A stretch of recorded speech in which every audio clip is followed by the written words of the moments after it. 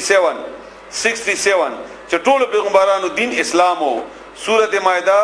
یوسلو یولسم 111 سورۃ مائده سورۃ اعراف 126 126 یوسلو شپږشتم او سورۃ نمل آیت نمبر 31 سورہ قصص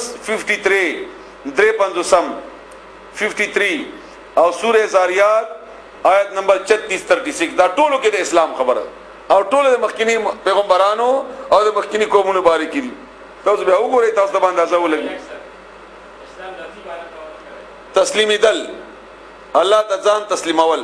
چې اوس تسلیمېږي نو ځان تصور کا زه تسلیمېږم الله ته زه ځان تسلیموم الله ته نو چې چا د پاره تسلیمېږي د تسلیمېدل څه معنا ده دا غي هر حکم به مانی کم ځکه به مانی کم ځکه چې هغه موجود دی نو الله چې چرته موجود دی یا چرته نه خبر دی الله تعالی هر دنه خبر دی الله تعالی د خپل شان مطابق هغه د عرش د پاسه ده او اسمانونو نه بره ده نو کم ځکه چې الله شته الته به تسلیمېږي نو چې تسلیمي دغه احکامات وګوري چې هغه مانه په تسلیمېدو کې څه غواړي نو هغه حکم مانی نو بیا به تسلیمي او که جمعات کې مانی او بازار کې نه مانی نو بیا خو تسلیم نه او یا مثلا کور کې مانی او بار نه مانی نو بیا تسلیم نه دغه چې افتؤمنون ببعض الكتاب وتکفرون ببعض زنه مانی او زنه نه مانی نو څه بدله ده داسې سړی مگر شرمندگی ده په دنیا کې او آخرت کې به شدید ترین عذاب وي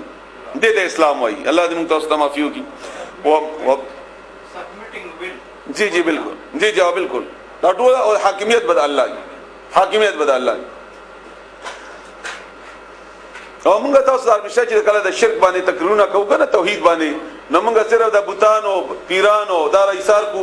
او دومره وغندو او قبرونه وغیرہ او شرک په حاکمیت کې ټول نه لوی دي شرک په حکم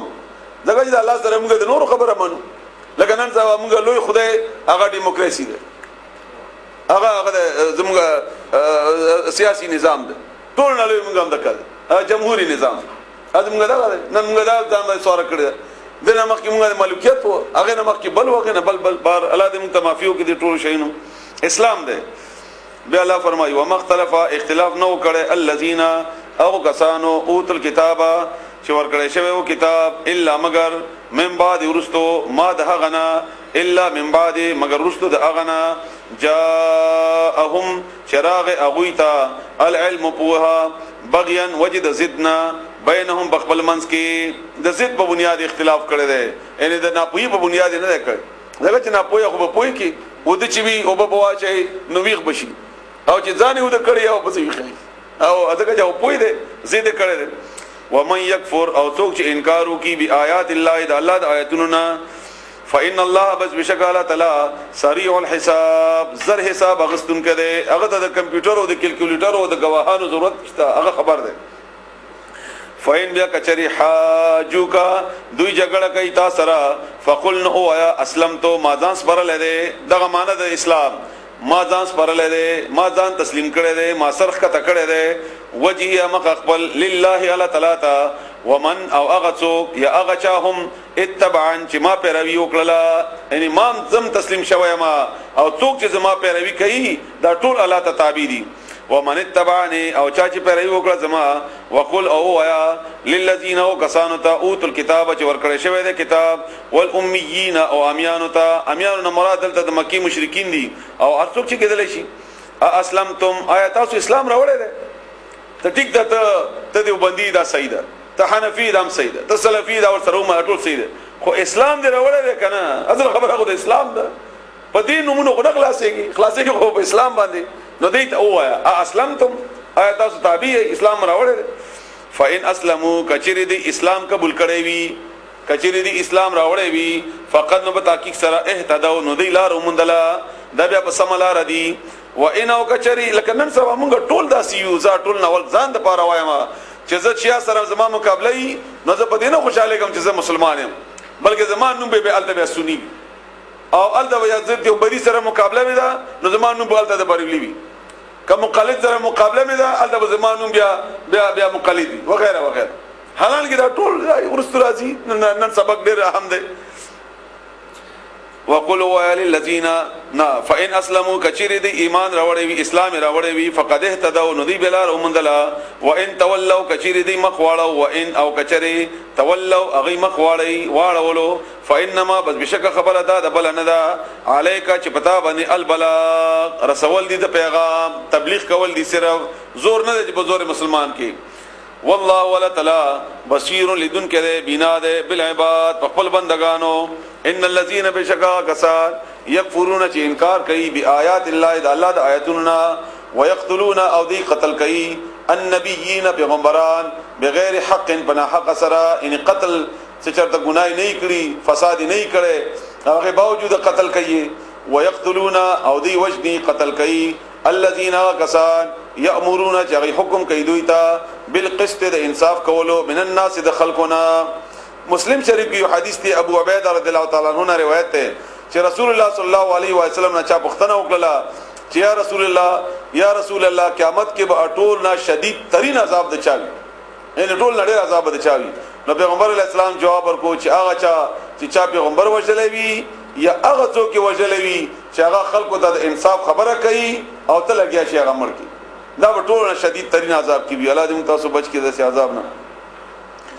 فبشرهم الذين كسان يأمرون حكم کوي بالقسط د انصاف کولو من الناس د خلقنا فبشرهم بصير ور کدیتا بعذاب الیم د عذاب دردناک نا اولئک امدغه کسان دي حبطت چې زیشول ولې زیشول کډیر نه کی کړي دا ډیر خسړیو خو چې د انصاف علم بردار قتل کړو نو دا مخکې نه کانیم لاړي دا وسنی خو اسیم ختم شوی حبطت زیشول اعمالهم عملنا دوی فی الدنیا په دنیا کې او آخرت او آخرت کې وما لهم او نبی دوی د پاره من ناصرین څوک مدد کوونکې علم ترى آیاتن دي کتیدلی ال الذین او خلقتا او تو چې ورکړی شوی او هغه ته نصیبا حصہ من الكتاب د کتابنا یدعونا چې غیر وبلل شي دعوت ورکړل شي هغه ته الی کتاب الله د الله د کتاب طرف ته څه د پاره لیحکما